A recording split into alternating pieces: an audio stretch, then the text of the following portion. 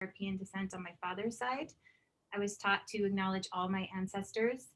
And in the spirit of acknowledging our ancestors, I also want to acknowledge the original people of the land upon which I am standing, the Cheyenne, Arapaho, Ute, Apache, and all other indigenous nations who have called this place their home. I realize there's probably people who are zooming in from all places across Turtle Island. So if you want to take this moment to also acknowledge the people where you are at, you can put that in the chat as well, and we can, give thanks to those ancestors for being with us today too. It is my absolute pleasure and honor to introduce Dr. Karina Walters to you all. The IRISE, the Interdisciplinary Research Institute for the Study of Inequality, as well as the DU Latinx Center, is so happy and thrilled that she's joining us today. And I'm just going to tell you a little bit about Dr. Walters and her scholarship before I pass it on to her. So she's the main event. I don't want to be talking very much. Dr. Walters is an enrolled member of the Choctaw Nation of Oklahoma. She is the Associate Dean for, are you still the Associate Dean for Research at UW? No. I just left that this last year, which has been wonderful. She was the Associate Dean for Research and the Catherine Hall Chambers Scholar at the University of Washington. She is currently the co-director and principal investigator of the Indigenous Wellness Research Institute, also what we beloved folks call IRISE, at the University of Washington. It is one of 16 National Institutes of Minority Health and Health Disparity Comprehensive Centers of Excellence, and one of 2 devoted to American Indian and Alaska Native research in the country. Dr. Walters has over 20 years of experience in social epidemiological research on the historical, social, and cultural determinants of health among American Indian, Alaska Native populations, as well as chronic disease prevention research. She's presented at over 350, which I cannot believe, national and international conferences. How do you keep up that pace? I have no idea. But I remember being a doctoral student and following you to many of them. So they were always so impressive. She was an invited speaker for the NIH, was a Fulbright scholar at the University of Auckland in New Zealand.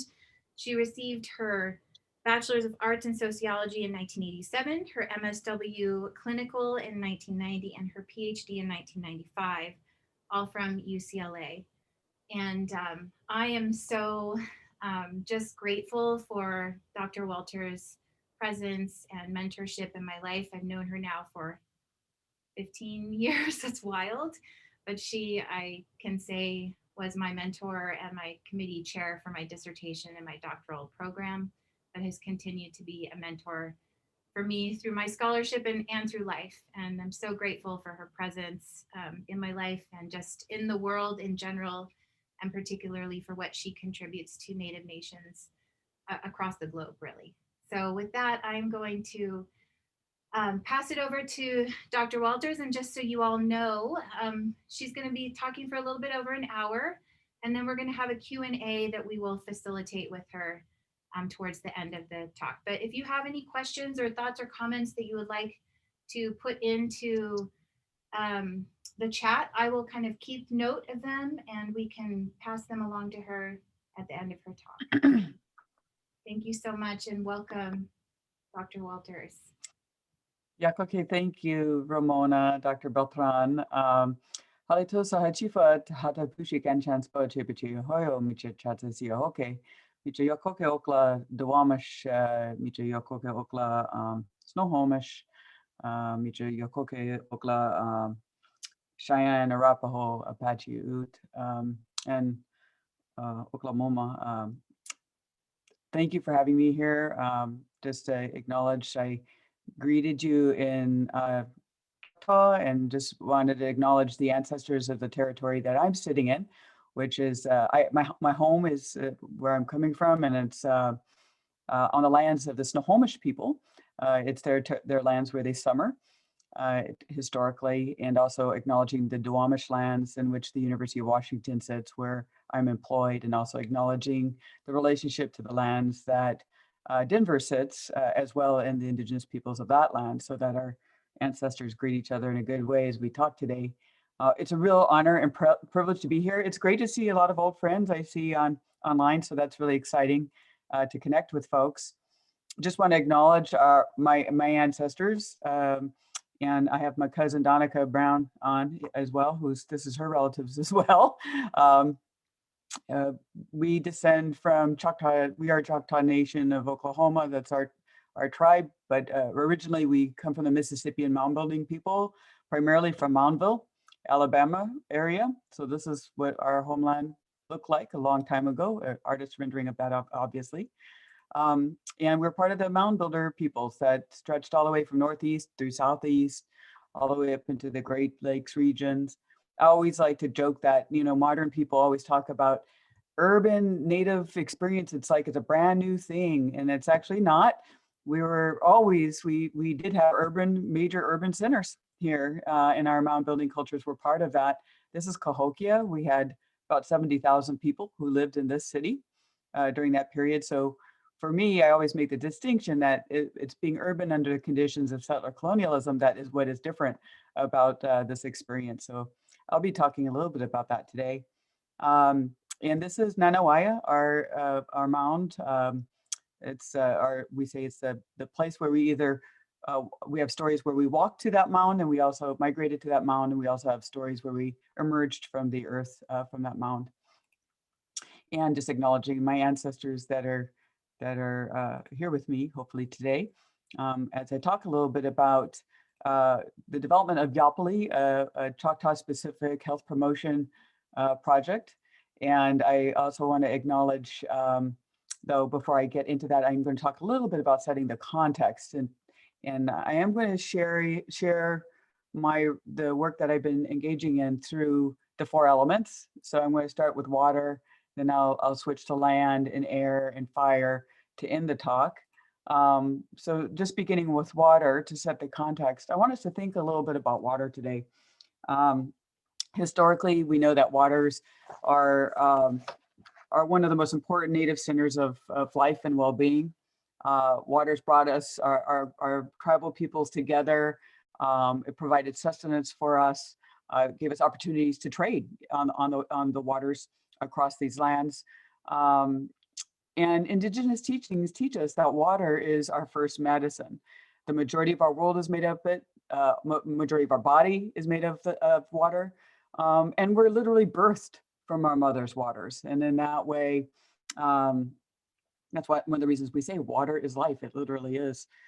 So I want us to think a little bit about the water. So what does water do? Water, it rises to the heavens and becomes part of the cloud systems, and then it returns back to earth. In that way, there's a constant cycle. So when we touch our lips to water today, I want you to think about how this is the same water that your ancestors' lips touched. And in that way, every time we take a sip of water, we're actually directly connecting with our ancestors and the here and now. So our water, our bodies, and all of that process is connected to the ancestors since time immemorial. And it belongs to future generations too. So just as we have these historical connections with water in place, our health also has deep connections to previous generations' wellness, oppression, and life circumstances. So how we address our health and health inequities now literally determines our wellness for our children's grandchildren and generations to come. So our indigenous imperative for building innovative health services and health interventions to address health inequities must recognize these complex connections between structural inequities all the way down to epigenetic memories, because our bodies, our minds, and our spirits are all inextricably linked across time, space, and place. So I want us to think about that. Health inequities are driven by the cumulative impact of structural racism and settler colonialism that we experience over our lifetime and also our ancestors' lifetimes. And these types of structural inequities and racism can outweigh even the benefits of higher social and economic class status. Our health inequities are created and reinforced by structural inequities that have persisted for generations. And these social, historical, and cultural determinants are where health inequities take root and grow. So these systemic factors make a difference in our health outcomes. And it includes things like living under the conditions of material deprivation as children and adults. It's the larger colonial-based structural factors in which everyday interactions are embedded. It's a historical trauma exposure, as well as the chronic stress, violence, and traumatic events associated with such conditions. And at times, the adoption of health risk behaviors as a means of surviving these systems and circumstances. But I want us to keep in mind, to achieve wellness, though, is to not focus actually on the deprivation and struggle. It's not on the historical trauma out of context in relation to our resiliency and strength. It's not about adopting a victim mindset or the medicalization of our understandable health struggles in the face of oppression and settler colonialism. It's actually a story about our collective strength, our collective resilience, and literally our collective survivance. So when I talk about health promotion models and the work that we did building out of our communities, I'm going to share that with you today, and it's tied to historical trauma. When I talk about historical trauma, I want us to think in terms of power, love, and vision. So the way I think about it is, what a powerful place it is to be that in this moment, I am my grandmother's granddaughter. In this moment, I am my granddaughter's ancestor. And in this moment, I'm all of those things. So if I care for my health and I heal myself right now, and I take that, I'm not only healing myself and the systems in my family, but I'm also healing the future generations. I'm healing the ancestors' pain that I may be still continuing to embody in my own body that they didn't get an opportunity to heal. In this moment, I'm all of those things. So this is a moment of power, not disempowerment, which people like to narrate historical trauma a lot about being disempowered. But I want to remind us that it's really about us having incredible power and opportunity. It's not a victim mindset at all. The other piece is, and you're going to hear about this highlighted a lot today. When I talk about historical trauma, I want us to think about love, because that is really what this story is about. It's about love. It's the vision our ancestors carried for us as they struggled beyond the confines of the trauma, as they powered through the aftermath of the trauma, as they resisted ways to preserve their life force and culture for future generations. Throughout all of that, they had love for us. And they held a vision of love and life and for us to live healthfully that they imagined for us. So they endured for the love of us. And just as our Choctaw ancestors did, we have ancient stories of thousands of years ago of migrating because there was a great upheaval. And when we migrated, we carried the bones of our ancestors. We wouldn't leave a single ancestor behind. It was considered to be such a horrible thing to do that we literally packed up the bones of our ancestors, carried them on our backs. They say that we traveled for 43 years. I think that sounds a little bit biblical. It was probably a long time. and we would, people would carry the bones as far as they could, and they'd leave people behind to hold onto the other sets of bones, and then they'd backtrack and carry them up so they would always stay in line with each other. That's how much they loved their ancestors. That's how much they loved us as well. And so that's the kind of love I want us to think about today, that we have that immense connection across generations, across time and space. This is our legacy to carry forth and carry on by carrying on the actions of health and well-being for us today. This is us being able to manifest that love. And then the third element is vision. When I talk about the projects that we're developing today and the response to historical trauma, our ancestors held that vision for us, right? So we too are the keepers of the vision for the next 7 generations in everything that we do. So this is what I want us to keep in mind. So we're not to be defined by our collective traumas and struggles, but rather we should be defined by our ancestral teachings, by our original instructions, the healthy protocols for ways of life and living that our ancestors had kept for us and for us to continue to connect with. And that's our obligation to pass on to future generations. So power, love, and vision, those three elements I'd like us to keep in mind as I talk about a little bit about historical trauma and then into how we developed Yopoly.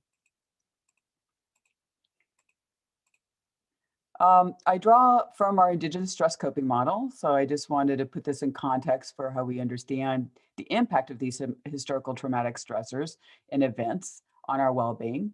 And I'm not going to have time to get into it today, but obviously there's everyday discriminatory events we also experience, and chronic trauma related to that, and chronic stressors related to that, especially microaggressions, distress. But I want to highlight that that even though we have these kinds of encounters with historically traumatic events and everyday discrimination, we have the protection or the stress buffering impact of family, language, culture, and like the original teachings I was talking about earlier.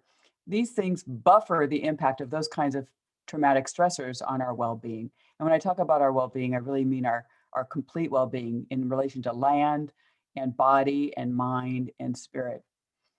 A lot of our work has been guided by looking at the key question is, how do traumatic stressors and events become literally taken up in our bodies, and how is it manifest in physical and mental health, as well as in risk behaviors too. All right, so let's, I'm turning to land now. That was water, now we're moving to the land element. And one of the things to understand historical trauma, you have to understand settler colonialism. And settler colonialism is about land. And I'm going to talk a little bit about that because part of our health recovery is about land-based healing and the importance of land in relation to our well-being. So for me to talk about the development of Yopoly and transcending historical trauma and developing culturally derived interventions, we're also talking about land. And we're also talking about very different epistemological stance around land. So for example, a lot of our Native communities and tribes have various different sayings around different proverbs about what land is in relation to the people. And a common one, to paraphrase, is, I am the land is me. And that is very different than a settler colonial framework, which is, I own the land is mine. So we automatically have a pretty big conflict here in terms of setting up the impact of settler colonialism on our well-being. If the land is me and I am the land, does the settler colonial own us, right? That kind of issue. So let's talk about settler colonialism for a minute. U.S. settler colonialism consists of the policies and practices that facilitates Native land dispossession and erasure of Native people and identity. So I want us to keep in mind, when I talk about settler colonialism, it is not an event. It is the system, it is the structures, it is a structure, right? So settler colonialism is a distinct type of colonialism that functions by replacing indigenous populations with an invasive settler society that over time develops a very distinctive identity and sense of sovereignty. But it requires erasing the indigenous people of that land so that new stories and myths and origin stories of the settler population can be populated into that land and that space.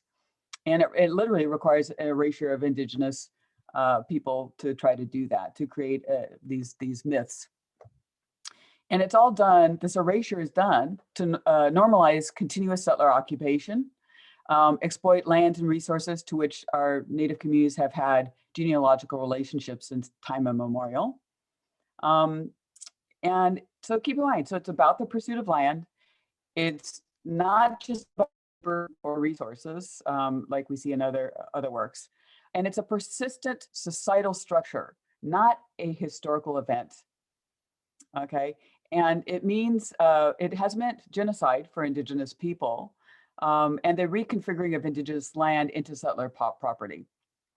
In the US and other states where slavery has been part of the nation state building, it has also meant the theft of African peoples from their homelands and to become property of settlers and to labor on stolen or unceded land. Okay, so there's structures and there's policies, such as the doctrine of discovery or manifest destiny, are examples of settler colonial policies and structures, and the origin narratives. And these are all created to distort historical realities, to free future settler generations from guilt and accountability, and to rationalize and normalize continuous settler occupation and the rights to dispossess Native people of their lands, and at the same time erase us from the land and contemporary society and social discourse. That's the reason why it's really settler anxiety gets triggered when the Native people are present or when we make our presence felt or known, because we're a reminder, literally, that the settler colonial project is unfinished. And that makes people uneasy. And it's understandable it makes people uneasy, in part because even the most well-intentioned folks, we've all been socialized with histories and narratives and school books that are just inaccurate and not and are distorted realities. So there's a lot of work to do to decolonize our school-based education and reinsert proper history and narratives into that discussion. That's a longer discussion, but that's important. Keep in mind the erasure elements and land dispossession, as we're going to talk a little bit about how to counter that in developing interventions. So keep in mind these elements. And I love this quote from Eve Tuck and her colleague. She says the impact basically on this in current contemporary society is that everything within a settler colonial society strains to destroy or assimilate the native in order to disappear them from the land. This is how a society can have multiple simultaneous and conflicting messages about indigenous people, such as all Indians are dead, or we're located in faraway reservations, or that contemporary indigenous people are less indigenous than prior generations, and that all Americans are just a little bit Indian. And again, that's all part of that erasure and occupation. Now I'm going to give you another example of how our story gets kind of rewritten. And a good example comes from anthropology. Anthropologists have written a lot about first contact between our tribe and the Spaniards, De Soto to be exact. And one of the things they talk about is they surmise quite often in some of the literature that our first encounters involved us seeing the white Europeans coming, that we must have seen them to be like gods and some kind of very sacred group, or people who were to be feared, or people to be, to be held in high esteem. And they base this on the fact that our term for the Europeans when they came, and still persists to this day, was based on, we call it NAHULLO, but it's based on a serpent spirit that the anthropologists had heard about, called Okanahalo. And so that's an example of how the story gets twisted, right? So the service of that story is to basically say, we somehow were complicit in the loss of our land and dispossession because we held this point of view as holding Europeans up in high esteem. So let me tell you what Okanahalo really means from a Choctaw perspective, and then what the story is and that our ancestors had a very insightful understanding of the Spanish attempt to occupy. Okanahalo is a spirit, they're right, and it's a white serpent, scaly serpent that lives in the deep waters, mostly found around whirlpools.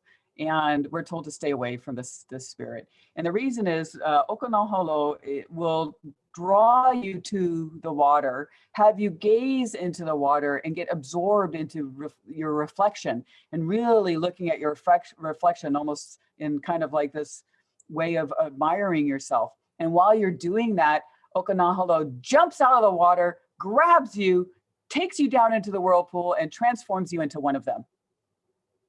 That's our story. And that's how we understood Nahullo. That is very different than the anthropologist's version of this. I think it was very insightful that our ancestors had that. So that's the reason why we talk about the importance of these original stories or instructions or language. It gives us a lot of lessons about understanding context and how to interpret things. So I also talk about historical trauma just to make sure we're on the same page. I'm talking about these are man-made events targeting a group of people with three intentions usually behind that. The first is genocide, and we've seen that with massacres and so forth, and I don't have to get into the details of that, but also another form of genocide, which is ethnocide, the attempt to eradicate not just a people, but also our lifeways. That includes culture, language, identity, religion, so forth. And then the third element is eradicating our thoughtways, which is epistemicide, trying to eradicate our worldviews, our knowledges, our epistemologies and ways of knowing in the world. And this trauma is usually held collectively. And it's not usually one-off events. There's usually a succession of events over generations that happens as this process. And I just want to acknowledge that just because our communities have experienced this, that doesn't mean we all have PTSD or we all are horribly traumatized, but rather that you know, just as the impact of historical trauma may have an impact over succeeding generations, and we know that from some of the epigenetic studies that have been done and are currently emerging, but also historically resilient factors can also be transmitted. How to cope, how to culturally survive, how to move forward, how to continue to maintain your health and well-being in the face of destructive situations. Just to give you an example of the intersection between the settler colonialism, erasure, and a historically traumatic event. So now, how do we understand historical trauma in relation to settler colonialism? Settler colonialism is a structure. Remember the policies. Historically traumatic events are the events that uphold settler colonialism. They're designed to uphold those structures and policies in place. So here's a good example, slavery. A lot of people don't know that American Indians were forced into slavery. As a matter of fact, it's pretty much erased from our history books. And when it is talked about, again, it's talked about as if it was a blip in a brief moment in time, or it's not talked about at all. And that's highly problematic for a number of reasons, because slavery actually decimated our Southeastern and Northeastern tribes and some of our Southwestern tribes and Alaska Native tribes as well, but people don't know those histories. So if we were to add up all of the Native slaves that were taken in the New World from the time of Columbus to the end of the 19th century, the figure runs somewhere between 2.5 to 5 million Native slaves. And that's a story that we're not told. Boarding school is another example of a historically traumatic event, to basically removing our children and putting them in schools to commit primarily ethnocide, right? The systematic destruction of culture and lifeways and language, and also epistemicide, how we think and talk about ourselves as Native people. The goal was to kill the Indian to save the man. That was literally the saying for these schools. And you would be not only fined, but you could be imprisoned if you were found harboring your children and they'd be stolen and snatched up and taken away into these schools where you were not allowed to speak your language and you had forced Christianity and forced English on populations. This is Tom Karina when he first arrived, and this is him 3 years later. Here's another example of a young group of Spokane Native children when they first arrived at Chamawa Indian School in Portland, in Oregon.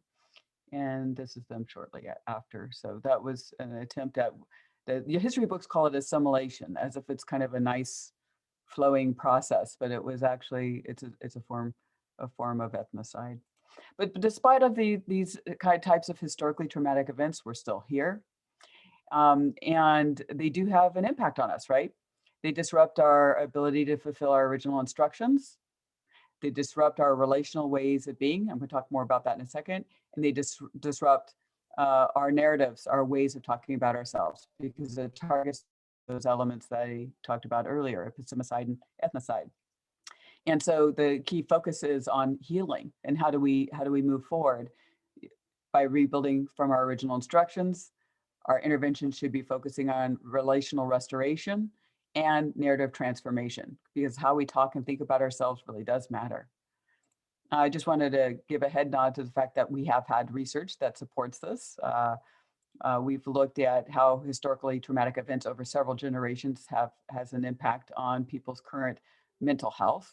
And this is even after controlling for and setting aside the impact of traumatic events in one's own lifetime. So once we've accounted for that, we wanted to see if their grandparents and great-grandparents historical trauma event exposure still could carry into and have an impact on people's contemporary post-traumatic stress disorder and depression and substance use. And what we found is, yes, it still has an impact. I'm going to move on. So let me talk a little bit, because this is setting the stage for Yapali, about original instructions and how original instructions are really critical to developing culturally derived interventions in Indian country. Because our original instructions hold the stories and the protocols for healthful living and healthful practices. And they can be found in they're even found in our children's stories. They can be found in our calendar systems. They can be found in the ongoing stories that our tribes still carry in their hearts and ceremonies. And there's obviously all kinds of different stories, but quite often the core of most of our stories tell us about how we can live healthfully and live well with one another in the land and future generations. So I'll just give you a quick example of that. There's a story that we have about Hashkanaya, and Hashkanaya, she's the moon, and Hashtali is the sun, and he and Hashkanaya loved each other greatly, and they lived in the sky together. And the sky was the day world with Hashkanaya lived in that world, and they had their star children with them, and they shared that day sky all day long. But you know, the sun has those little sun flares every once in a while. And so Hashkanaya told her partner, Hashtali, she said, if that flare ever hits me or my children, we're going to have a problem. And I will take my star children and move to another part of the world. And he said, no problem, that's not going to happen. But you know, lo and behold, one day that happened. Hashtali got upset, threw out his sun flare, struck Hashkanaya, and she immediately took her star children and moved to the other side of the world into the night sky. And that's where she remains today. He was heartbroken. He begged for her to come back. She said, I love you, but I told you my children always come first, and I come first. And if we couldn't do this, this was going to be the consequence. But I will join you once a month. We'll share the day sky, the morning sky together. And that's one of our stories. Of course, that's the quick version of it. But it gives you an idea that we already had domestic violence prevention already embedded in our history and our stories. We already have the stories about how women should be treated and how children should be treated and how they should be cared for and what men's responsibilities are in relation to women. So that's an example of how we could build a domestic violence curriculum, for example, prevention curriculum off of that story alone. Another element is the second element that I talked about for culturally derived interventions is relational restoration. You know, it's really important to facilitate the connections across intergenerational responsibilities, relational ways of being in the world, whether it's to our body, to the land, to how we think about things, to our future generations. The Mayan have a beautiful example of this, the spatial aspects of relational worldviews. They have a saying that says, you are my other eye. So everyone is a mirror of each other. Everyone is a unique window to the universe. So relational approaches and restoring our way of being or building on our ongoing relational way of being is a critical factor in developing culturally derived interventions. And I'll give you a brief example of that. Dr. Eduardo Duran gives a great example of how when people have been socialized to be clients in client system, mental health systems for a really long time, quite often, just like settler colonialism requires systems of dependency on the nation state, sometimes our Western frameworks within healthcare systems kind of rely on a certain dependency on becoming a good client in these systems. And you know, we need to, as all health practitioners, not just social workers, we all need to be, and not just Indigenous people, we all need to be thinking about how that's not healthy. For us, we always say in Native traditions, it's important to meet the medicine halfway. So we don't becoming dependent on a system or having a system define us for us is actually an unhealthy state of being in Indigenous philosophy and worldviews. And I would say that's true for a number of different populations as well. But this example is if a client's been in for a really long time and they come in to see you, and quite often we ask them, tell me a little bit about yourself. And if someone's been in that system really long time, they usually don't even introduce themselves very carefully, right? They don't say, my name is, and this is my family, and this is where I'm from. They'll say, oh, I'm depressed, or I'm diabetic, or I'm an alcoholic. I am my disease is how they've become socialized to claim themselves. And so to interject a little decolonizing approach and to shift the relational thinking, the next question would be, so tell me, when did your mother name you depressed or alcoholic? Or what was the naming ceremony where you received this important name, alcoholic? Tell me about that naming ceremony. And the person usually starts to go, wait, that's a little crazy. So Indian humor is a way to unsettle settler colonialism. And so the person will start to say, well, oh, no, my name's John. And you say, okay, John, but you also told me your name's depressed. So tell me about that ceremony. That really sacred ceremony where social workers and maybe doctors and psychiatrists, they all come together and they sit at a big table and they have this great talk and this great counsel. And then they have this sacred text called the DSM and they open it up and they say, you should be depressed. That's your name. Your name is depression. And then usually the person finds some humor in that, say, no.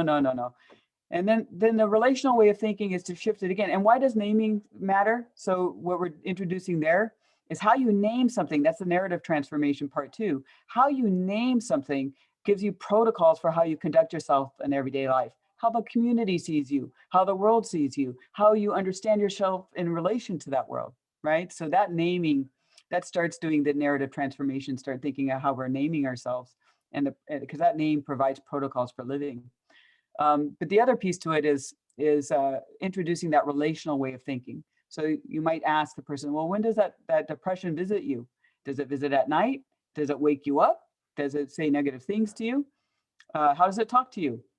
Now, what that does is it's a relational orientation to depression. So now you're not your disease, but rather you're diseased, you're out of balance, and you're having an unhealthy relationship with this depression. How do you shift that? If you have a relationship with something, you can break up.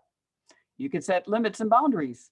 So that's a relational orientation. That's just an example of how we think about how do you start to implement that into building that into interventions.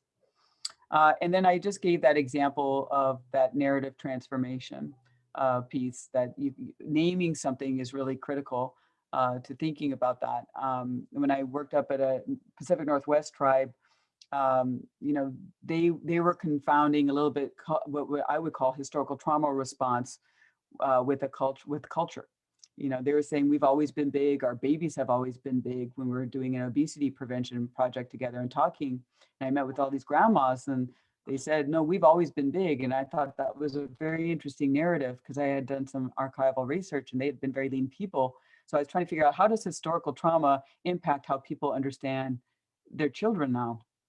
And so again, starting with the love, I asked, what were or starting with original instructions, what were your original stories about land and food and gathering food? And they told beautiful stories about that, traditions and stuff. And then I said, how did that get disrupted?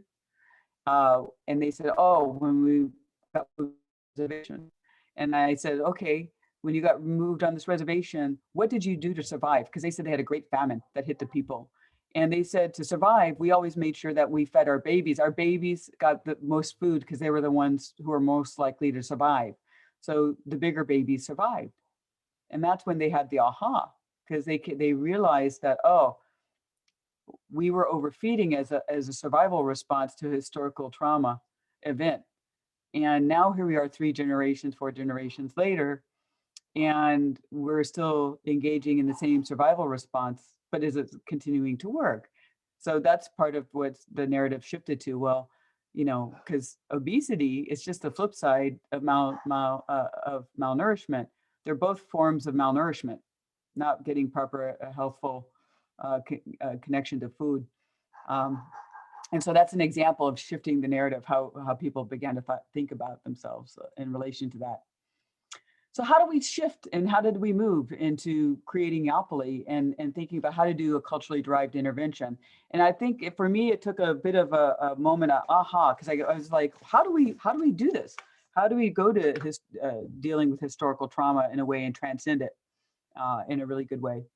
And so that's when we began to look at, uh, I heard a story from a Native Hawaiian elder, and I had my aha moment. You know that story about crabs in a bucket? And I don't know if you're familiar with that, but crabs in a bucket, fishermen take crabs and they put them in a bucket because when crabs try to crawl out of the bucket, they pull each other back down when they're in the bucket. And so sometimes that's used as a metaphor for lateral violence and hurting one another, or somebody who's trying to get too good and we pull them back down. We talk about that as lateral violence with each other in our communities. And I loved what this elder said, because he said, well, when did we accept that as crab behavior? I mean, do crabs live in a bucket? And I was like, oh my God, no, crabs don't live in a bucket. And I said, geez, if I was a crab social worker in that bucket, I would have been like trying to mobilize for a better way for us to lift each other up, or, you know, what are we going to do to get through this? But he asked the most important question is, do crabs live in a bucket? And somehow we've accepted this bucket is defining crab behavior to make it normative. This is what crabs do. And he said, no, this is not how crabs live. When crabs are in a healthful environment, when they're in their natural healthful state, they actually lift each other up onto the rocks. And that's when I realized that I was letting historical trauma be too much of my bucket to define how I understood our behaviors. And that what we needed to do is bust out of that bucket and really get back to what is our healthful state and how do we create an environment that helps us lift out our most helpful ways of being with each other. And that we need to bust out of the bucket, basically. And so that led me to thinking more and more about how it's important to move beyond the current kind of Western ideas about interventions to really build on the healthful aspects of our culture, which I already knew, but then realizing I can't let it be contained by the bucket anymore, that we needed to really focus on building truly from our original instructions and our teachings. And this is a great quote I think about often. We cannot solve our problems with the same thinking we used when we created them. And that was Albert Einstein who shared that thought. And that leads to decolonizing methodologies and building interventions in participatory ways with our communities. All research, whether it's explicitly stated or not, is guided by a particular philosophical stance or worldview. And so for us, having an indigenous worldview is really critical to this. Not just indigenous, just not being native isn't what it's about, but it's actually taking an active stance and saying, I'm going to incorporate our indigenous ways of being and thinking throughout all parts of this process. And it's also about decolonizing. So it's indigenizing and decolonizing. So we have to also undo some of the ways we've been socialized or thinking about, or we've internalized certain aspects of settler colonialism that emerge in ways that we don't sometimes expect. And it's part of us really making that impact to make sure that we're doing indigenous and decolonizing work. So it's not a metaphor. It's not symbolic. It's really about a lived experience. And I love what Leanne Simpson says. So getting back to land, remember we said at the beginning, settler colonialism is about land, right? So if we are serious about decolonization with frameworks of indigenous intelligence, she says, then we must find ways of reinserting people into relationships with and on the land as a mode of education and healing. And okay. And so this isn't about taking Western structures of knowledge and native knowledge and just throwing them together. This isn't about a tagging the feather approach, which is what I always call it, which is, kind of slap a medicine wheel onto the curriculum and now we've got an indigenous intervention. This is about really doing a true synthesis of the best of both knowledges, but that native knowledge sits first and primary, that it is what everything is centered on, and that we draw down or we draw from other worldviews and other points of view that might be beneficial to people on our terms, right? So you imagine the grandmas in the old days when someone came to the village and they brought new ideas or new goods into the village, they all came over to look at it, right? They said, oh, I'll take this, no, I'll take that, because it was on our terms. So how we relate to those tools is what really matters. And that's going to determine whether a witch or we're a healer in terms of the work that we're doing in partnership with our communities. So all that to lead up to Yawpali. And this is the final section about how we did this. And I just want to acknowledge a number of people that are here on today for this talk that are part of the development of Yawpali. And I'm forever grateful for everybody's participation. So I'm sorry, I can't see everybody, but I did, there may be more people. I know Dr. Ramona Beltran was there when we first started, Dr. Donica Brown, Dr. Angela Fernandez. I'm really happy to say that none of them were doctors at the time, so they're all doctors now. So part of this commitment was, and Dr. Katie Schultz, who also, don't want to call her out, this gave us an opportunity to bring Indigenous scholars into the project. So part of the work of doing interventions and in collaboration with our communities is also lifting the opportunities for Indigenous scholars to come forward and also to grow in their experience as well.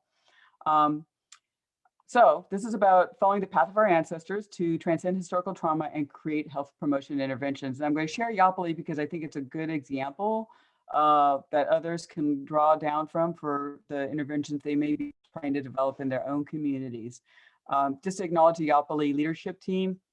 It's Dr. Michelle Johnson-Jennings became involved very early on at the beginning with me and became a co-principal investigator of this. And Sandy Stroud is the project director for Yawpali. The very beginning phases of Yawpali, which I'm going to talk about today, also involved Carrie Herod, and currently now it involves Christy Brooks in that same role that Carrie used to hold, which is Director of Behavioral Health at Choctaw Nation. I want to acknowledge Choctaw Nation of Oklahoma. Who are we? We are all of us are the survivors, and talk about a historically traumatic event. Our tribe is literally the survivors of those who survived the Trail of Tears. We were the first to be removed on the Trail of Tears. These are original homelands, as you can see, from Mississippi, Alabama, Louisiana area, and they're in red. We got removed over there to the southeastern part of what is now Oklahoma. That was set aside lands called Indian Territory back in that time. Our lands are now, it's now a reservation, according to the recent decision that came down. Our reservation consists of lands that are larger than the state of Massachusetts. Most people don't realize that. And we still use traditional names for our number of places in our territory and our districts. So names like Baltuklo and Nashoba, Kaimichi, all of those are Choctaw names. So how did Yawpali come about? Just briefly, in 2011, the Choctaw Nation's Health Services Director, Mickey Piercy, approached me and said that we're in kind of a crisis situation. The tribe had been doing a lot of really great work on addressing the dual issues of obesity, struggles with obesity and diabetes and substance use. So these were major issues hitting Indian country in that part of Choctaw Nation. But despite the best efforts of our tribe in incorporating incredibly, very sophisticated adaptation of Western approaches, from creating new walking paths, we have state-of-the-art fitness facilities, I mean, way better than Gold's Gym, I mean, amazing fitness facilities, changing diet plans at large-scale events, all the way down to really very sophisticated behavioral health interventions. We were implementing all of the great models that were currently out there, but seeing very slow change. And basically the 30% who are seeking services were getting better, but the 70% that were still not walking in the door were still struggling. And to the point that it was projected that 1 out of 3 of our kids by 2050 would have type 2 diabetes. 70% of our people are currently obese. And basically the director at the time said, I want to stop this moving train. You know, we can't wait for these interventions to have little 2%, 3%, 4% increment of change over time. We need something that's really going to speak to the people and bring in that 70% that isn't coming into services, something that builds on our culture in some way. And Sharon Fleming, the chief sister, was working closely with Mickey at the time, and I knew her, and I knew that she had wanted to do something with respect to integrating the Trail of Tears. And so we met and we began to explore how can we begin to think about this in a different way. And I have to say, one of the first things that really blew me away was when Mickey said, listen, we're in a situation where our grandparents are going to outlive their grandchildren.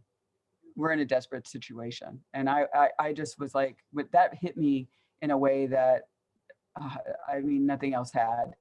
So I walked away and he said, can you help us? And I was like, oh my goodness, you're doing everything right according to Western standards, and you're adapting things in Choctaw ways. So that's good.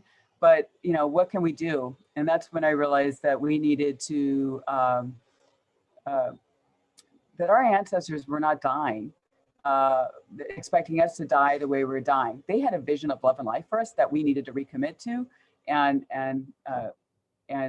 be a part of in this generation. It was a very simple answer. And I went away and I prayed about it. This wasn't about going and doing a lit review. This was about actually having to connect with prayer and thinking about it and talking with our community on the ground to figure something out in a good way. And so we came back, and Dr. Michelle Johnson Jennings got involved, and Carrie Harrod and Sharon Fleming. We went back and we met with them because what we proposed, I thought they were going to say, no way. But we said, we need to create a culturally specific Choctaw-derived health promotion model, and that we need to flip the script. It can't be a model that's about, we're going to now do substance abuse prevention. Instead, we want to create a model that says, well, what were our original teachings around substances and medicines? And if you get out of balance with them, or if you abuse them, what are our teachings about what are the consequences of that are? And what can we do to take corrective action based on our ancient teachings? It's not about suicide prevention. It's about what are our values of living and continuing to live. And that if that gets out of balance, how do we take corrective action? So what we proposed was to get at developing a Choctaw-specific health promotion model by rewalking the Trail of Tears, literally walking in the footsteps of our ancestors. And we were really determined to actually walk in the literal steps of our ancestors, which meant that we had to go and do some archival research, look at old military maps, not just follow what's online right now, but really walk in the footsteps of our ancestors, whether it took us through crazy parts of downtown communities to wildlife preserves and refuges, which, by the way, it did in both cases walk us right through those areas. But we wanted to be in the footsteps of our ancestors. And we were clear that this was not about reconnecting to the trauma of our ancestors, but rather reconnecting to the love and vision that they carried for us so that we could carry that forward as well. And then we wanted to focus on something that's not going to be transported back into services. We have a ton of services. We wanted something that is about changing community agency, changing our, growing our own cultural knowledge and responsibilities to one another that would be sustainable and that wouldn't require like a ton of money to do, but rather inserting back our own cultural understandings of how we relate and take care of one another at the community level. So of course we wanted to focus on those three elements: original instructions, relational restoration, narrative transformation. We just weren't sure yet what that was going to be and what that was exactly going to look like until we started kind of digging deeper.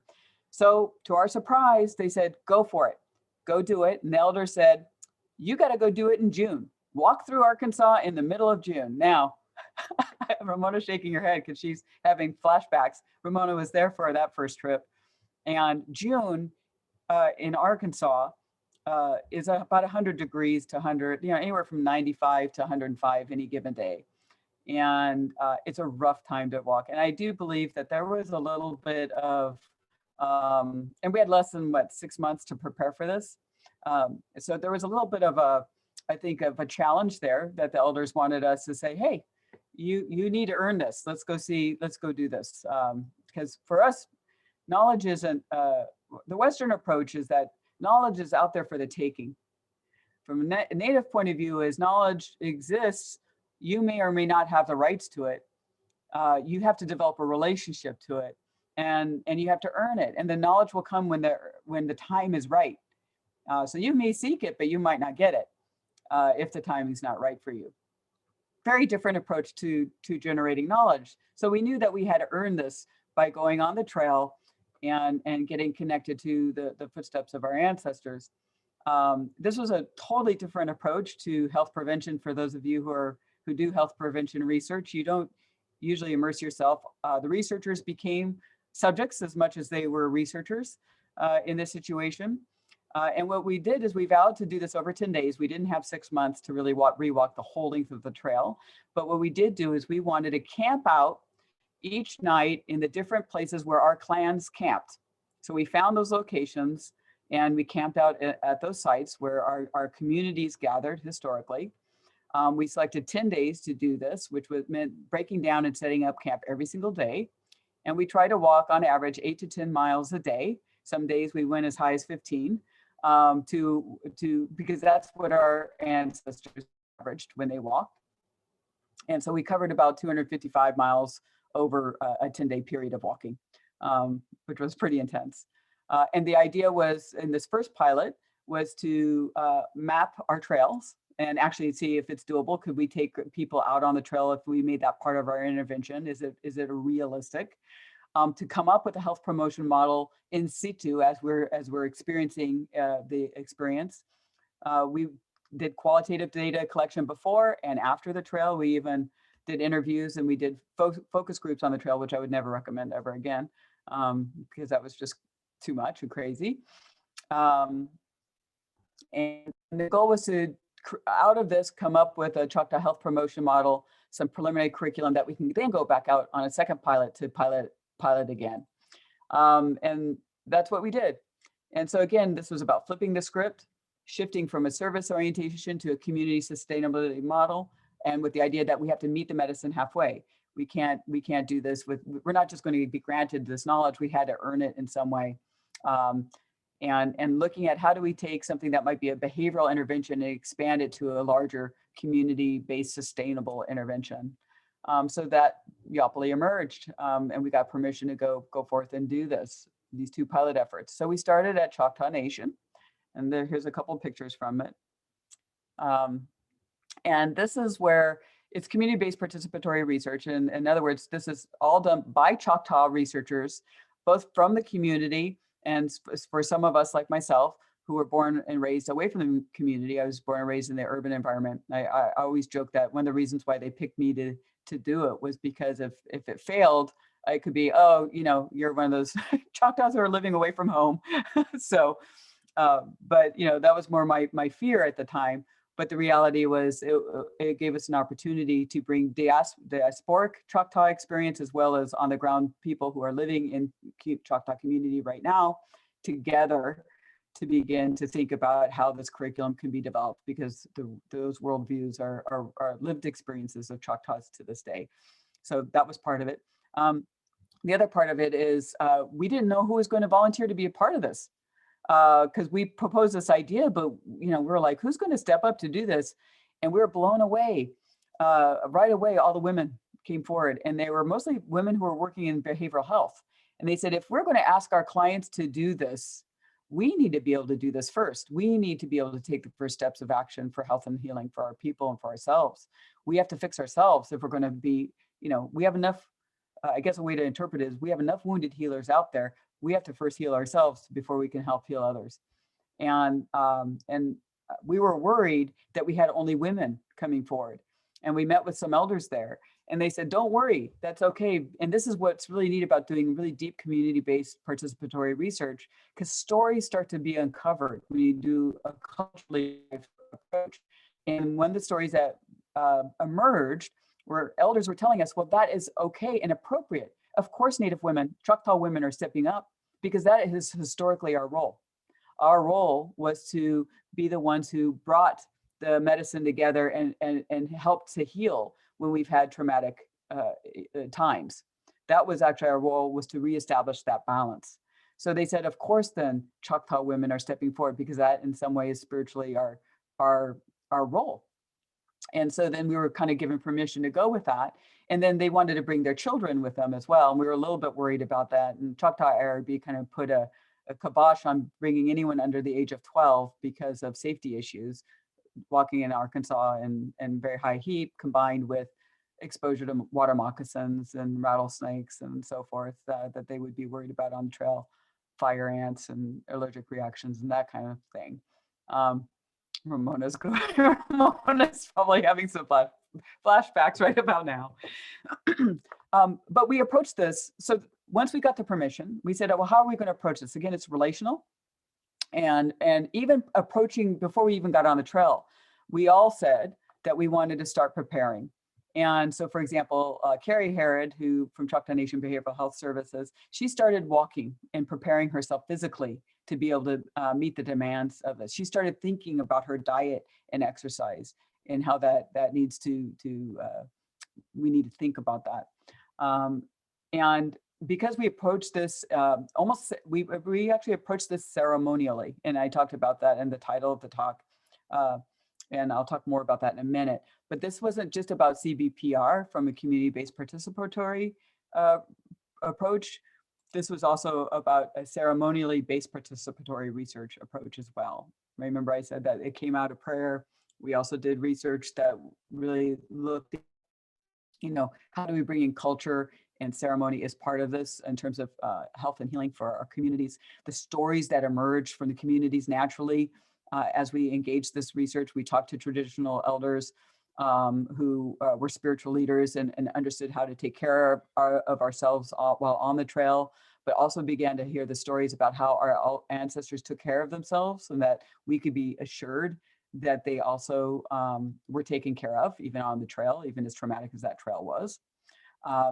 We also heard stories about, and we also sought stories from our Christian religious leaders as well, because that is part of the Choctaw narrative now as well, to make sure that we figured out how we can balance both of those perspectives in addressing some of the issues, because that is what contemporary Choctaws are part of their lives today, right? So we started with a very simple question: what is the road to Choctaw health? To guide us on this. And I'm going to show all these pictures I'm showing you is from us on that trail in the first two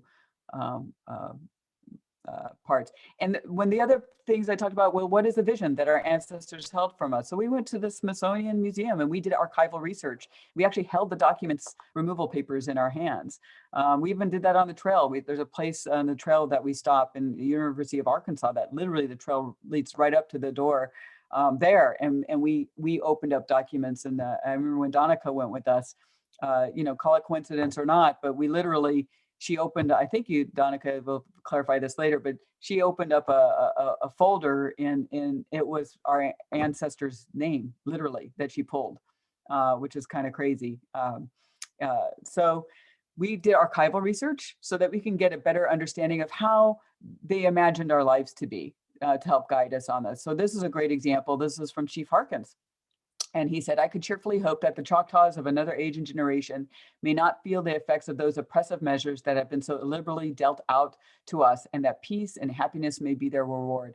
Amid the gloom and horrors of the present separation, we are cheered with the hope that nothing short of the basis of treachery will ever be able to wrest it from us, and that we may live free. In terms of our research approach, again, I talked a little bit about more qualitative work. We had 4 parent-child-youth pairs involved.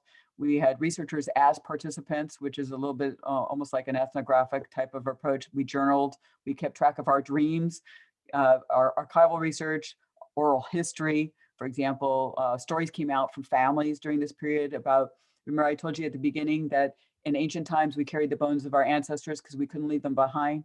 Well, there's stories of our ancestors in this forced removal in 1831. That literally ground the bones of their ancestors and sewed those bones into the hems of their skirts so that they could carry them with them on the trails. Karina, sorry to interrupt. This is so good. I just wanted to let you know we have about 10 more minutes. All right, thank you. Total? No, for your talk and then a little. Oh, perfect. No, that's what I thought. Okay, awesome. Thank you. We had Choctaw principles that guided our research about how we were to conduct ourselves with each other for CBPR. So that's the praxis part, the reflective piece. This wasn't just about how do we communicate and work with our community when we take our community eventually on this, but how will we as researchers work with each other on this? we met with the elders and went back to language and tried to understand from our own language point of view what we really meant by deep listening. And Dorothy Mashaya told us, she said, you know, haklo in Choctaw means, you know, to remember that the medicine is given to us and it's still out there. It's to be at peace with oneself. It's to remember that the medicine given to us is not only just out there, but we have to listen for it, to hear and communicate, to being able to share from the spirit. So this is how she understood haklo. Very different than just going to the tribe and saying, what's the word for listen? And they gave us the word haklo. We went back to a language speaker and say, what does haklo mean to you? And that gave us better protocols for how we understood to begin to listen. Talk about ceremony and preparation relating to the trail itself. Again, the land-based healing approach to this. We asked people, we met with elders, but we got traditional elders' permission and support. They identified things that we needed to do and preparations that we needed to make on the trail to take care of ourselves. Certain kind of teas and things for our legs and for us to take. But before even going on the trail, we fasted. Some of us chose to fast, and some of us, I did ask people to abstain from any alcohol, you know, for if they could for a month. And the reason for that is we wanted to be as clean as possible and to receive whatever messages we needed to receive. Of course, some of my doctoral students are like, wait, what? I don't get to have my margarita. No, we got to hold off if we can, please, because we want us to just be as clear and open as we could. We had a sweat on our Choctaw land. We were actually asked by the traditional elders there to come and do a sweat there before we launch. And that has its own story to that, but we did do that.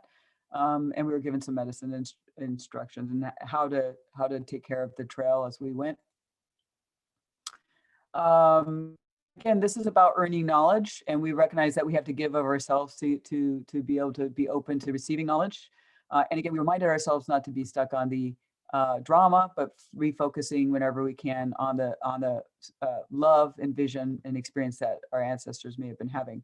So we created a curriculum, a preliminary curriculum to guide us to think about each morning, waking up, saying our prayers and saying, okay, this is what we're going to kind of focus on today. We're going to think about substance use and medicines and what are those traditional medicines, and see what comes into people's hearts and minds as we walk.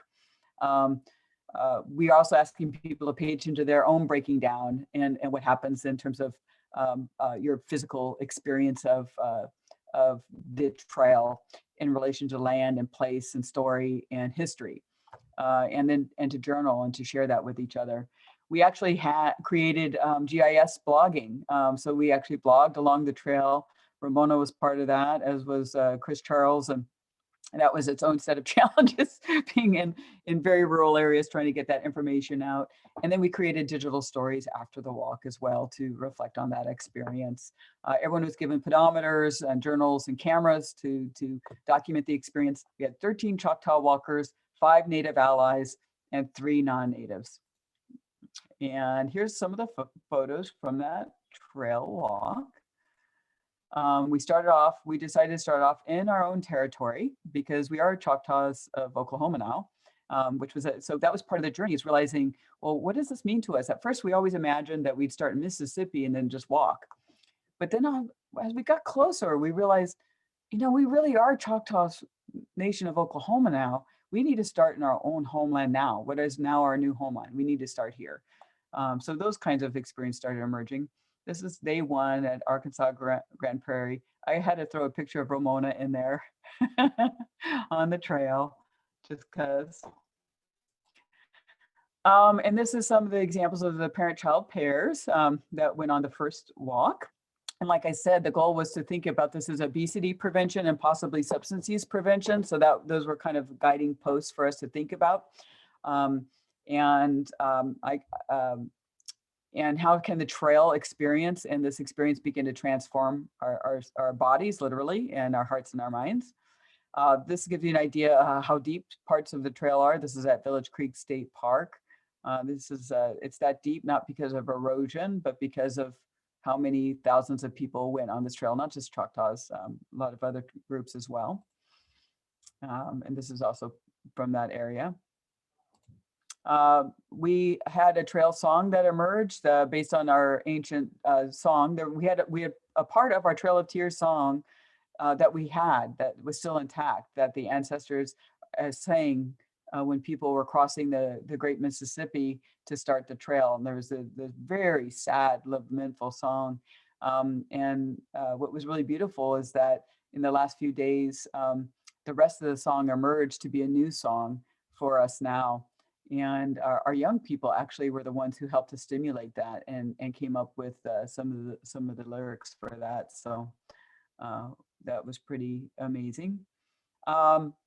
We discovered on the trail laughter is medicine, but also that there's other kinds of experiences on the trail that met with some hardships. I mean, we dealt with some discrimination and experience in walking through Arkansas. And then, of course, you can see our feet were pretty blistered and tired. That laughter is medicine is important because what we really discovered for some of us, and it hit us in Village Creek, was the importance of recognizing that people cannot stay forever in the trauma, and that people were on the trail for almost a year, right? So you cannot constantly, the human psyche cannot, and spirit cannot be only in trauma 24/7. Even though the surrounding environment is traumatic and your experience is traumatic, we find medicine within that. And I think that hit home for us when we were on the trail in a way that had we not been physically challenged and on the trail, we would not have experienced. And for me, I'll say that moment happened when I got to Village Creek after walking the day before on this incredibly long road with no shelter. And this was a road where we were in blizzard conditions years, during the trail, and we lost so many lives on that road. So that road was a very difficult road the day before. And when I got to Village Creek, when I saw trees and I saw shelter and I saw water, I got giddy and I started laughing, and I was so happy because I felt the happiness of my ancestors in that place and in that moment. Now, the funny thing, maybe not funny, but the ironic thing was, for some of our other Native allies who were there, it was a place initially of really deep sorrow because you see that incredible, deep ravine where you could see how many people were here, and people felt the sadness. And so that's why it was important to have Native allies in this process, because I think the Choctaws, we came off as very irreverent and like we're laughing hysterically in this place of horror, but because it was coming from a place of all of a sudden feeling their relief, and we could feel that. And then I started thinking, well, when did my great-great-grandmother, she was born right after the Trail of Tears. My great-grandparents made all the Trail of Tears. And that's when I just had a shift in how I understood the trauma. And I think that would not have happened had we not been in place and on the trail. A couple of the trail observations that we came out of that experience was the importance of embodiment, that the land and the body and that connection, carrying the transformation from trauma to love, and the power of breaking down and then rebuilding oneself in place and in the land. I'm going to skip this part, but I'll just give you an example of one of the quotes that came out of this. As I did that walk and how hard it was, I thought, my God, they did this in blizzard conditions and they were starving. And I thought, instead of getting stuck on how horrible that is and how privileged I am, it was more about how much critical love they must have had for us to do that. And then what's my obligation? To love myself and to love our future generations. I don't know how to express it any other way because it's a visceral thing. It was just something I felt in my body, this incredible love. And then another person said, by walking the trail, I recognized what my ancestors had put before me in a way that just reiterated, no, you belong. And this is your responsibility. It's not that I just belong, but now I have a responsibility. Now that I've walked it, I have an accountability. Now that I've walked it, I have action that I have to take. That's always been there. It was there. It was before it was in my head. It wasn't in my body in the same way. I would say it was transformative in that way for me. And I want to say that this is the thing that's come out of this project, that word transformative. Everybody says that this is really transformative. When you go in place to land-based healing, it's transformative. It gets people out of their head and into their body, but back to their spirit. And all of those elements start to come together in a really beautiful way.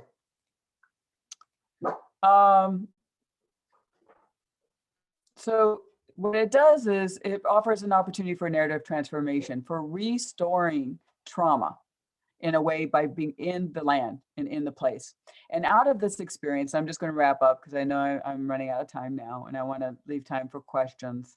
We did create, out of these experiences, out of the first experience, we did create, with lots of consultation and prayer and work with our collaborators and community members, we came up with realizing that our ancestors actually had clans. We had historic clans that had certain responsibilities, and that we could draw from these clans responsibilities for individual behavior change all the way to community organizing change, leadership development. And that became very important to us, that we would work through this curriculum based on the teachings of our clan systems. And we garner from those clan systems. So this is an example of what started to drive the development of our curriculum, from looking at the balance of mind, body, and spirit, but looking at, for example, what can the wolf Nashoba help us in finding our cultural path. There's teachings around that clan, all the way to Watanlak, White Crane clan, who is responsible for maintaining our spiritual path. So the idea was that we were hoping to create a curriculum where we could create Choctaw health leaders, community-based health leaders who would start with behavioral change in themselves, learn community organizing and community-based skills to then be able to be present as community health leaders and preventionists at their, literally in their community. And so, for example, if there was a substance abuse overdose in a community, that usually, and the women would be assigned different clans. We're calling health clans, these health ICSAs. So all the White Crane women would gather together. They call all the other White Crane women from the other parts of the territory to come together to create a prevention event to ensure that there isn't another overdose in the community.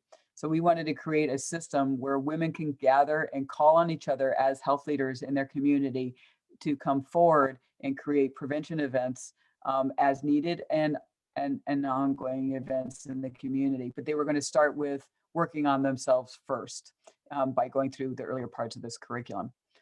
We drew down also from the IMB model. When we went to go write a grant, we had to make this legible to the Western science world so they could understand what we were trying to do.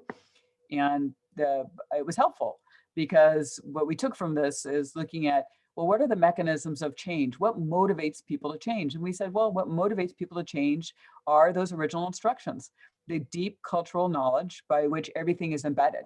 And then once people have that aha and understand themselves in relation to that knowledge and their responsibilities in relation to that, then there's motivation for behavioral change. So to give you an example, even after our first walk, one of Carrie, I think, dropped like 35 pounds after that first walk and was able to keep that weight off for a very long time. It still does to this day. So people need those health change first and foremost before they stepped into some of their leadership. And that's just a couple of pictures from the second pilot. Dr. Donica Brown was part of that. The goal of that was to begin to test elements of this curriculum, begin to integrate more mentorship approaches, thinking about how we can do that, trying out some new aspects of the trails that we hadn't tried before to check those out. We also wanted to see if we can shorten the curriculum a little bit and still retain the power of that curriculum. And so then we went on from there to finalize it and decided to address this as being an obesity and substance abuse prevention project simultaneously. But we're flipping the script. It's about building health leaders, not about being a substance abuse obesity prevention study, right? Instead, it's about we're building health leaders. We want to build 150 Choctaw women across 30 women per 5 districts, and are utilizing our health leadership model to facilitate individual and community level changes. Because really, for population health to be impacted, it has to change at the community level. You can't just have individual behavioral change. We created naming ceremonies, which came out of that second pilot, the power of naming.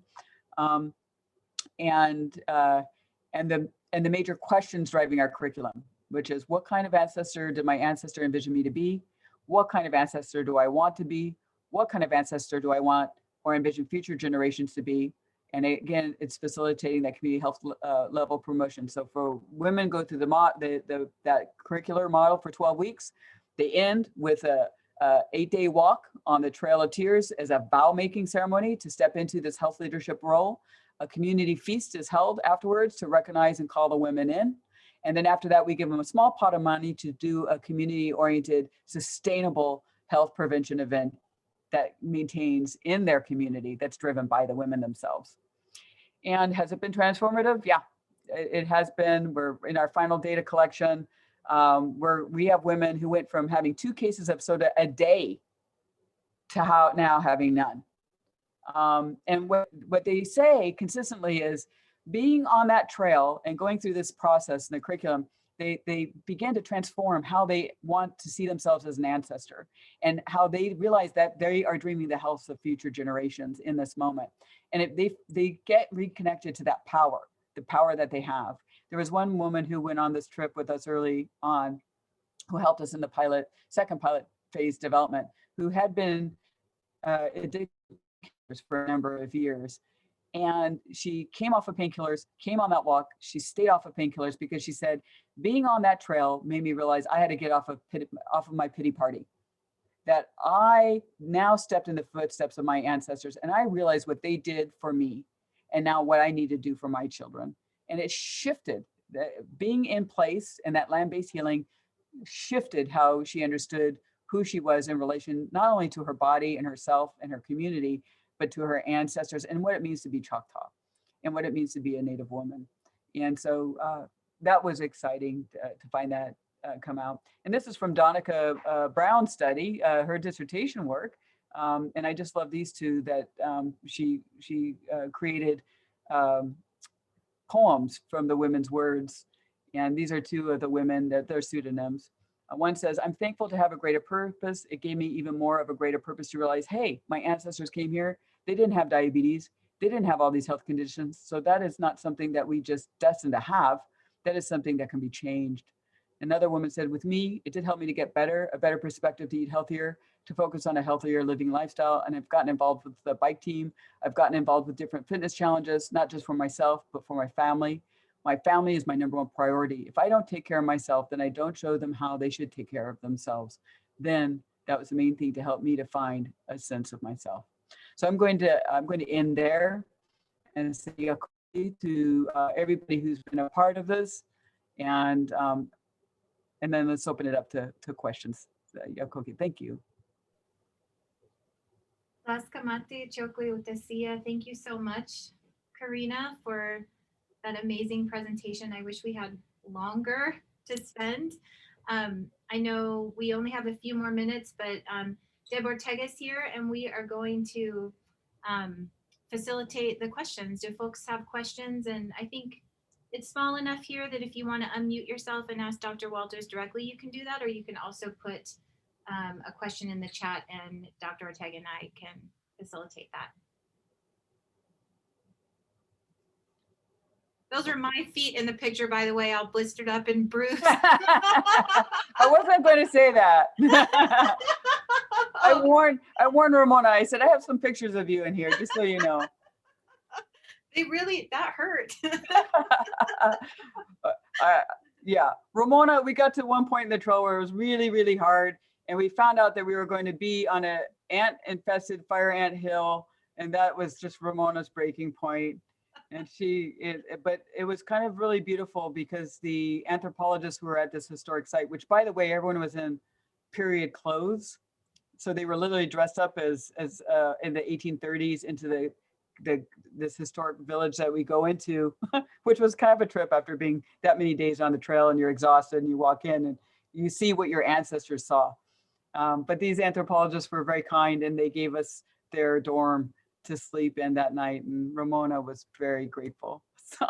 Very, very grateful. I think I stomped my feet like a 3-year-old when I got bitten by those ants. That hurt. Yeah, it's a critical point though. It's always at that point, Donica just said in the walk, that is when we we reach that tipping point that where things shift and change for people. It's very powerful. Any questions? Karina, since someone's asking a question, would you mind talking about how this translated up through the tribal government process? Yeah, actually it did. It's actually really cool. About a year or two into the project, I got a call from Sandy Stroud, our project director, because the chief really liked our idea of what kind of ancestor our guiding questions. What kind of ancestor do I want to be? What kind of ancestor am I envisioning? And twice now we've brought tribal leadership out onto parts of the trail for a weekend retreat to explore those questions, so that they begin to think about how that guides their servant leadership and their decision making as tribal leaders and tribal administrators. So that was actually exciting to see it just taken up as this is the way we want to talk about how we think about doing policy, or how we think about being responsive to our communities. I think we have one more question. Time for one more. Questions or reflections, comments, thoughts?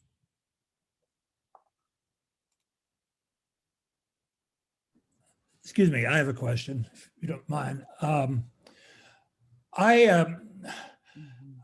fascinated by this, and I'm fascinated because I'm interested in the way this helps us think in terms of a place like the University of Denver. I'm a professor here, actually professor of religious studies.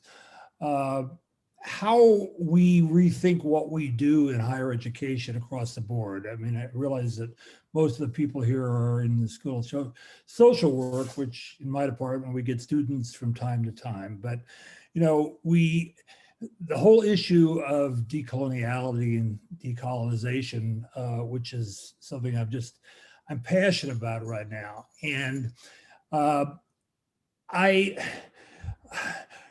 I'll tell you this personally, I'm from the part of the country where the Choctaw Nation is located. In fact, we have family property there.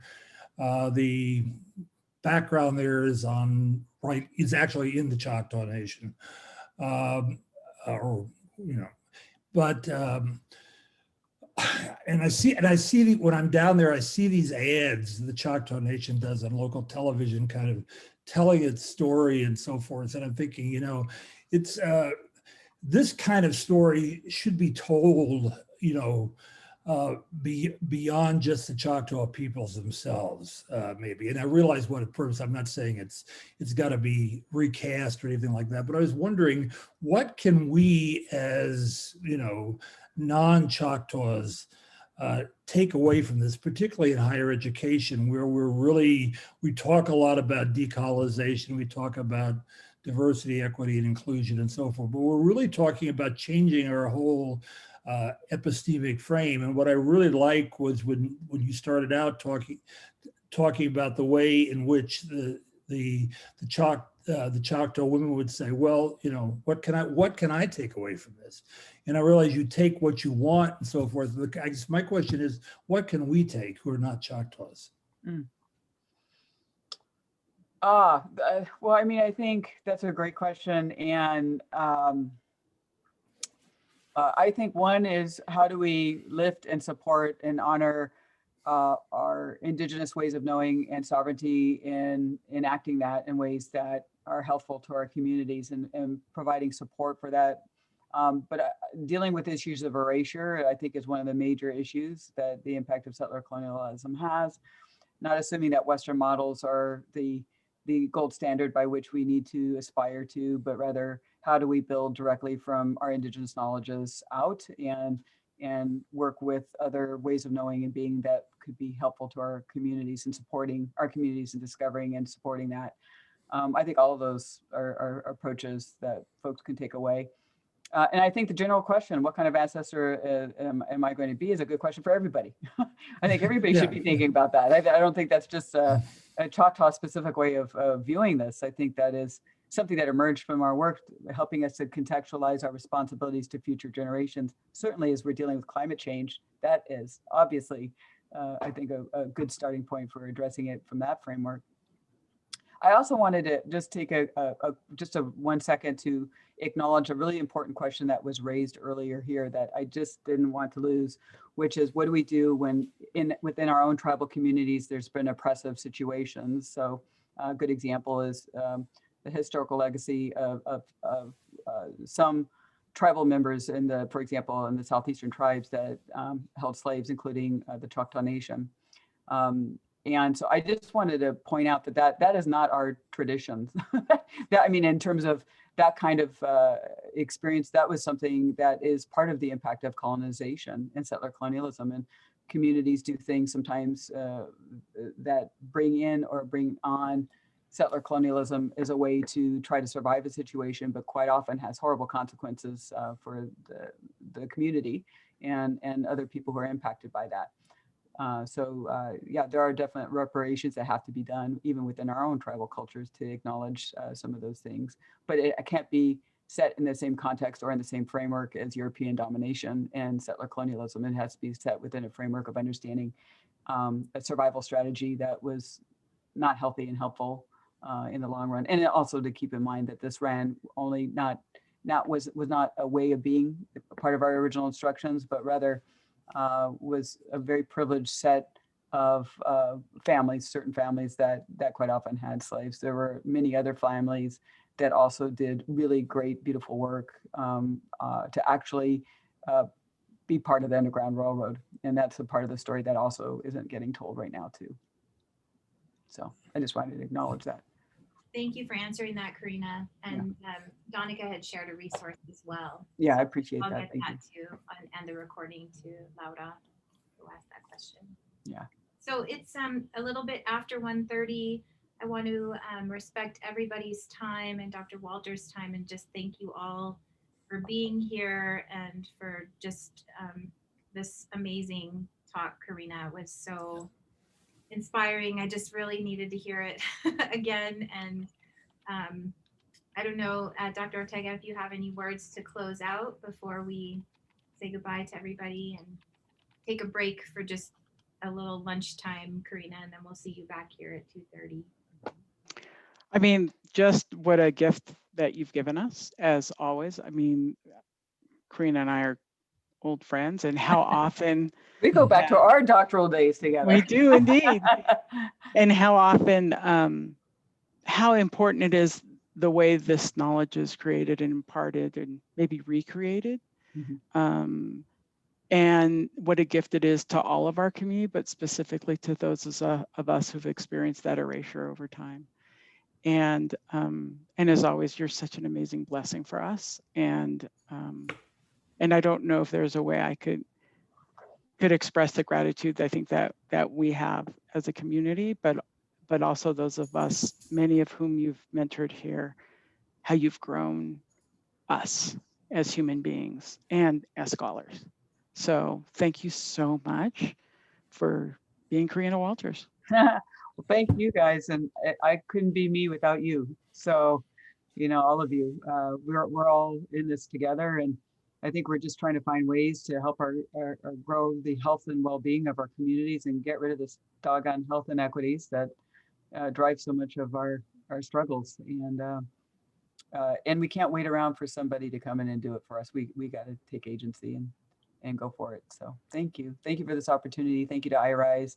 Thank you to you, Deb, and Ramona, and everybody who's been involved in this. So my honor and my privilege. So yokoki.